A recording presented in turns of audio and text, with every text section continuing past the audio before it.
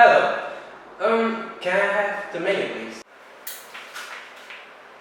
Roti canai ada, roti kosong ada, roti bawang ada, roti tisu ada, nasi goreng ada, nasi goreng biasa ada, nasi goreng kampung ada, tosta ada, chapati ada, sambar ada, chutney ada, idli ada. Apa mau? No, I don't want any of that. Okay, I would love to order. You know this, this coconut rice with sliced cucumbers and the spicy anchovies gravy. What do you call it? Sambal. With a minimal amount just to give the kick. And I'll have a fried chicken, juicy, nice chicken, cooked medium rare, and with a pinch of parsley on top of the coconut rice. Yes.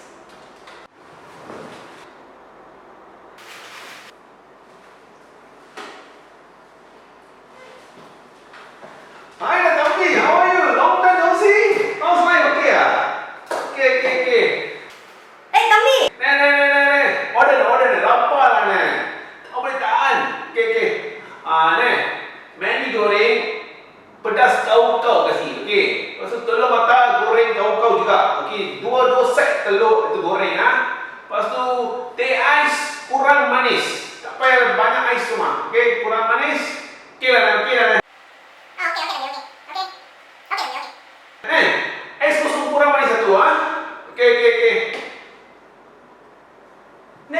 What no sugar?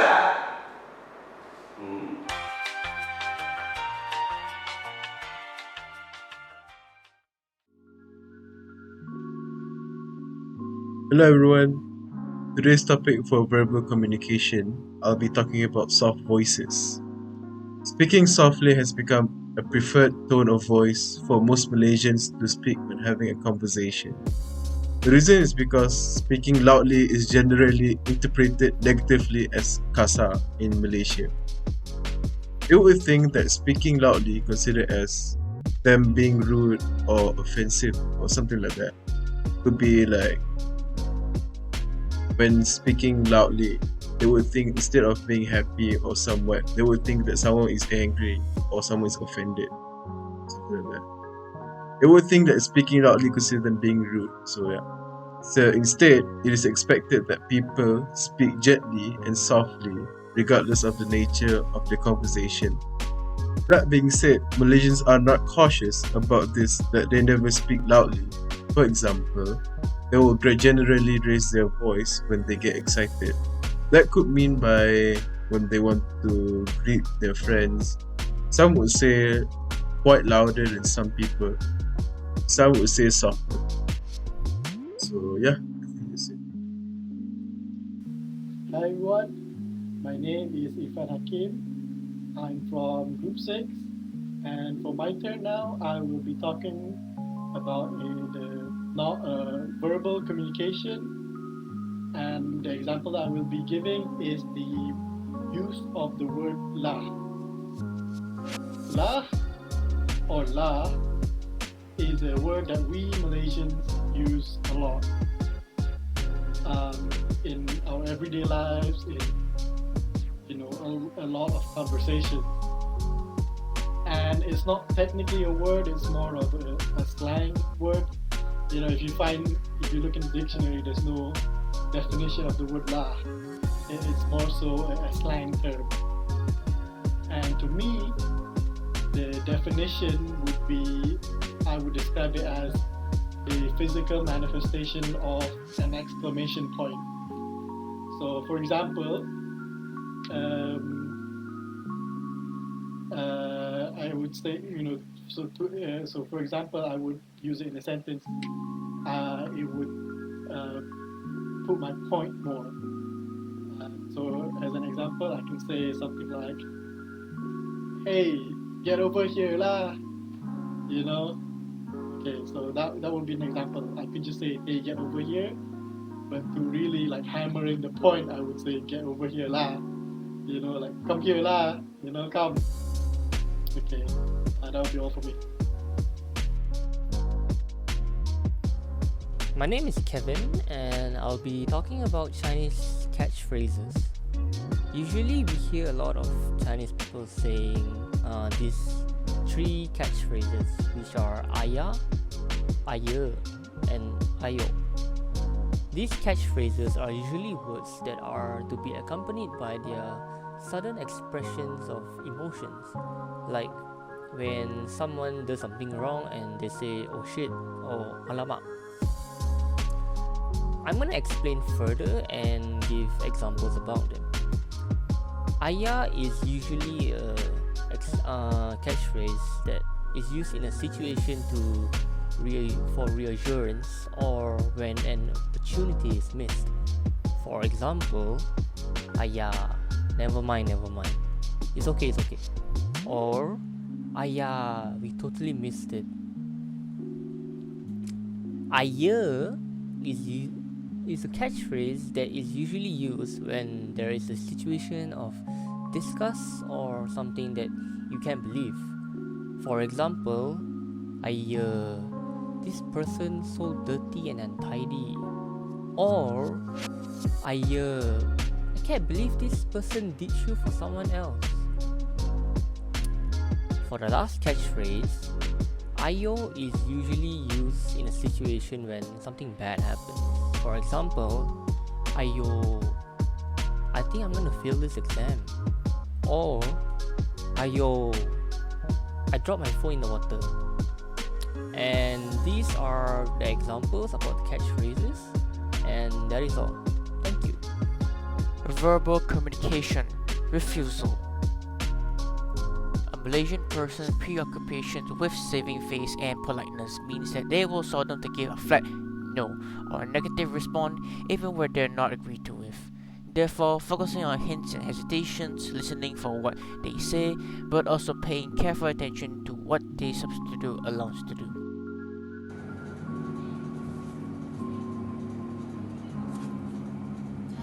A proverb is an arrangement of words in figurative and layered form that has implicit meaning. In Malay, we call this as peribahasa. Proverb or peribahasa are one of the common things in Malay community, especially among the elders. One of the most popular peribahasa is sikit-sikit lama-lama jadi bukit, which means being patient with doing something for a very long time eventually will give a satisfying result. And also bagai awal dengan tebing, that means helping each other out. Example of sentences using that peribahasa is, ibu saya sering memesan saya untuk menabung dari kecil kerana sikit-sikit lama-lama jadi bukit. That's all for peribahasa. Hello, my name is Afshaa, and today I'm going to talk about non-verbal communication in Malaysia. So in this case, I'm going to talk about body language. In Malaysia, we usually use our right hand to eat, pass things, or touch people. So we generally do not use our left hand for anything because it's considered dirty. We do not pass objects with our left hand. It's also considered rude. We also don't move objects with our feet or point at another person with our feet because generally feet are considered dirty here in Malaysia. Alright, that's it for me. Thank you.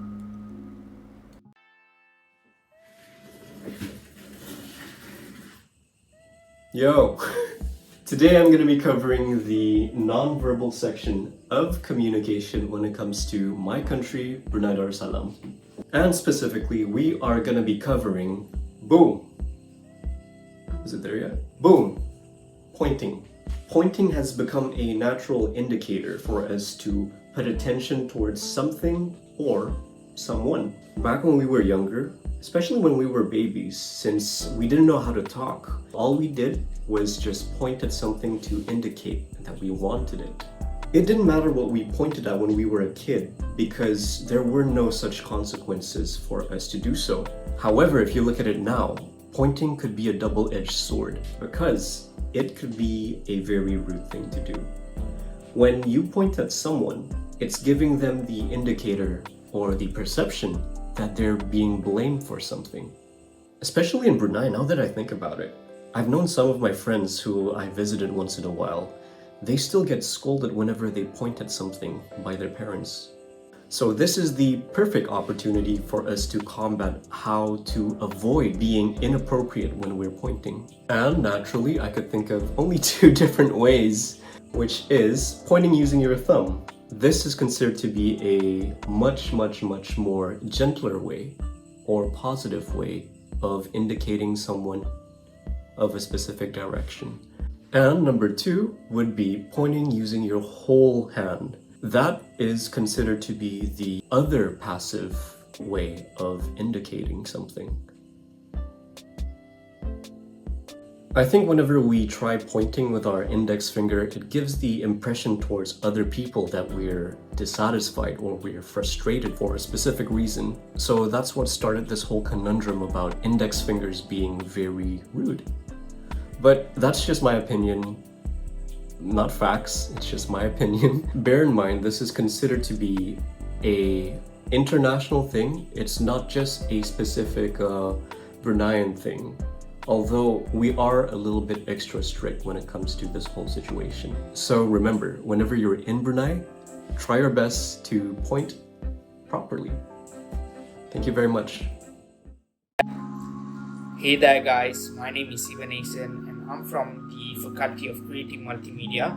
So for Multicultural Activity 4, for the non-verbal communication, in the Indian culture, like we normally use this gesture, which is something like this. It's like a warning, it's like a warning sign.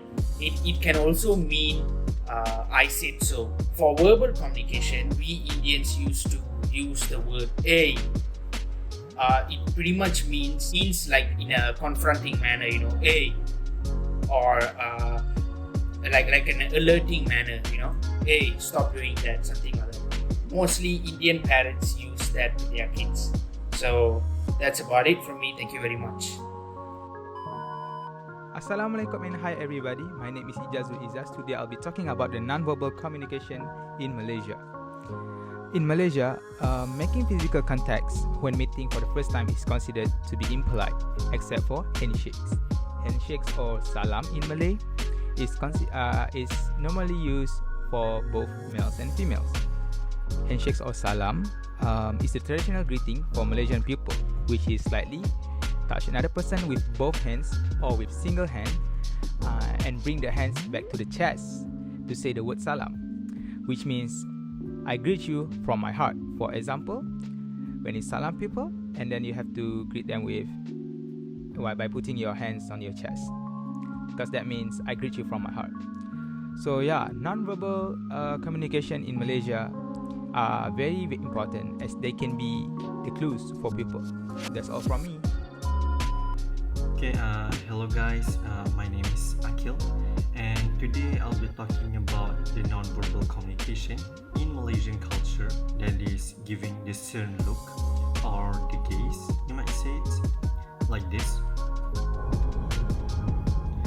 Okay, the certain look is usually given by the parents, mainly their father, to give their child a warning or a sign to stop doing the thing that they're doing. Like maybe their child is doing something dangerous, they're doing something rude, or they're being impolite to the guests. So when the child see or feel the gaze, they will automatically know that in that moment they should stop doing what they're doing, or they're gonna get the consequences. Okay, I think that's it from me. Thank you everyone.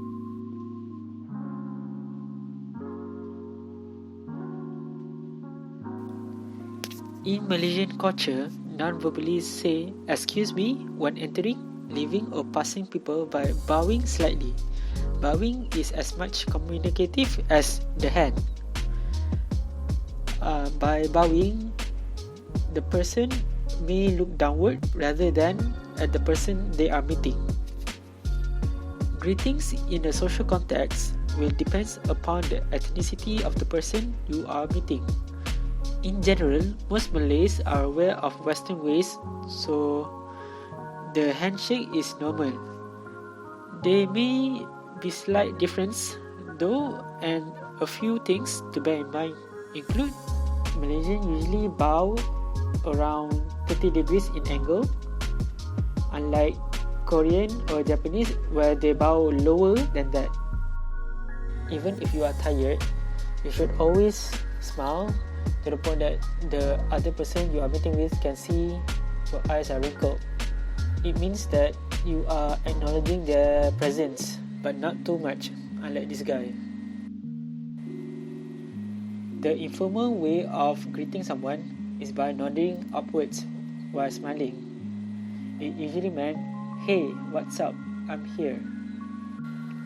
During COVID season, people usually wear masks outdoors, but even if you wanna greet someone, you should still smile, because the other person can judge whether you are smiling or not just by looking at your eye, whether it's squinched or not.